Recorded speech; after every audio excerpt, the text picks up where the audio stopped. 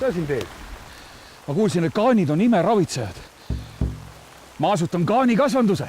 Siit tiigist leiad sa ainult hobukaani. Tema ei jõua inimese nahkagi läbi hammustada. No milliseid siis vaja on? Apteegikaane. Nemad olid vanasti arstide abimehed. Apteegikaani tunned ära pruunide ja oranžide triipude järgi. No siis ei ole mõtet siin solberduda.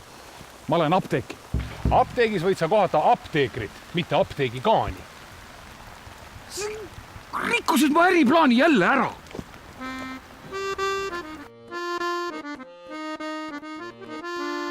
Apteegikaan on Eestis elavast 18 kaaniliigist tuntuim. Tänapäeval võib teda kohata rohkem kui 30 elupaigas.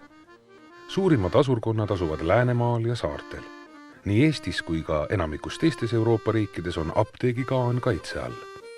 Apteegikaan on läbi aegade olnud Põhja-Euroopas levinud nendes veekogudes, mis piirnevad inimese poolt karjatatavate aladega, sest et ta oma eluviisilt, oma füsioloogialt on apteegikaan obligatoorne parasiit. See tähendab seda, et ta ei saa mööda ilma toitumiseta verest ja eelistatavalt siis just soojaverelist ehk siis imetajate verest. Ja see omakorda on siis läbi aastatuhandete tähendanud, et apteegikaan on olnud inimese hea naaber.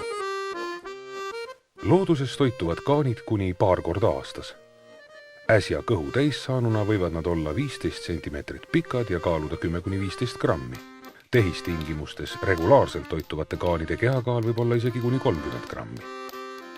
Tema säilimine meie looduses näitab seda, kui looduse lähedane on inimese eluviis ja inimese kontaktid loodusega ja kui puhtad on meie madalsoode rannikujärvede väike veekogude ja kui mitmekesine on elustik nii nendes veekogudes kui nende veekogude ümber.